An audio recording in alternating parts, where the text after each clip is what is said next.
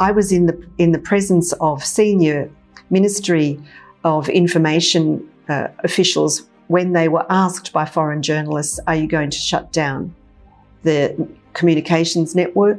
And the answer was no. There was very much the feeling that Nawaz Sharif would be anointed as the next Prime Minister of Pakistan. Mohsin Dawaz constituency, where I had been, some guy walked into a counting booth and picked up a box of votes and walked away.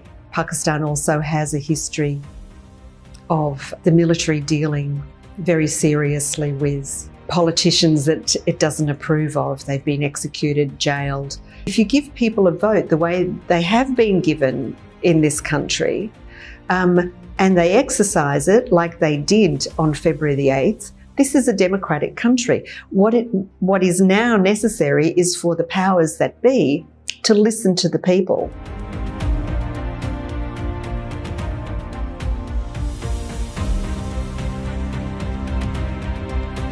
I don't think the vote for the independents who were aligned with PTI was a vote on performance.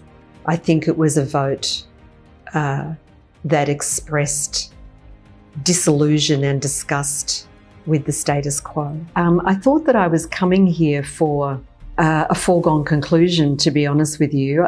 Colour and movement, definitely.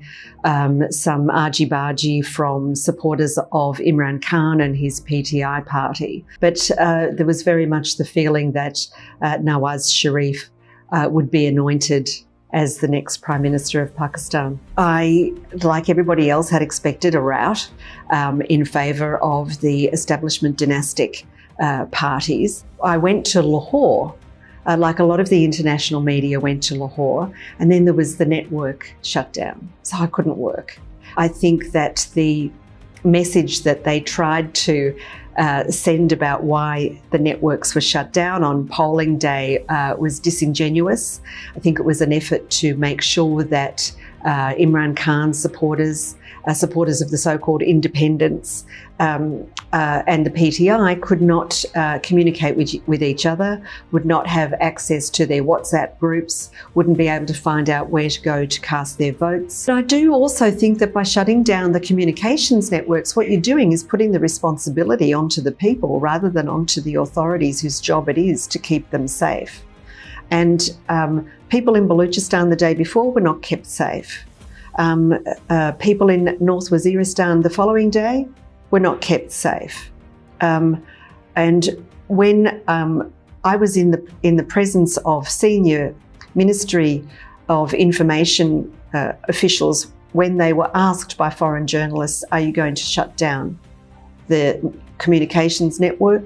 And the answer was no. The voting stations that I went to were very calm. There were no long queues. I did this in the mid-afternoon, maybe around 3 o'clock.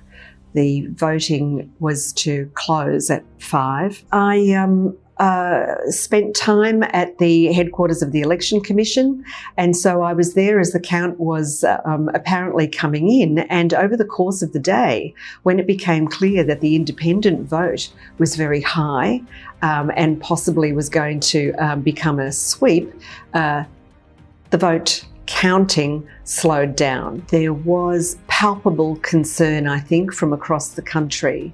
Videos were flooding onto social media sites of, for instance, in Mohsin Dawaz constituency, where I had been, some guy walked into a counting booth and picked up a box of votes and walked away. The slowdown of the vote count that I witnessed at the Election Commission headquarters in Islamabad was, to me, a very clear sign that there could well have been, as people said, some effort to manipulate the results. I did speak to some people who told me that there was one guy I talked to whose constituency is here in Islamabad, who said that by the time the Form 47 was issued, by the time the final results for his seat count were issued, 100,000 of his votes had been taken away from him. 100,000 votes. you know? And yeah, so yes, I did speak to people about that. This particular person, eventually that was overturned. He lodged a complaint, it was overturned, he won his seat. But there are some people who haven't won their seats. When you have 128 million eligible voters, 44% of them aged between 18 and 35, you have a demographic that has grown up and become aware, become adult, at a time when the control of power has palpably not worked in their favour. I don't think anybody in this country is under any illusion about where power lies and where it comes from. The only voice, I think, many people, especially young people in Pakistan, believed that they had was putting a piece of paper in a plastic box at a voting booth and making clear that they are no longer prepared to accept the status quo. Everybody in the cricketing world, in the Anglo world, knows who Imran Khan is. And that, I think, is the main reason for his high profile. I live in London. The media in the UK love him. He's glamorous. He was married to a high profile lady who's now with another high profile person. You know, it just feeds into the celebrity obsession. He was not, in my view, a good Prime Minister. He cracked down on the media. I think things got worse for journalists, even worse for journalists and journalism in Pakistan while he was the Prime Minister. Human rights were rolled back, women's rights were rolled back. He congratulated the Taliban when they came to power in Afghanistan.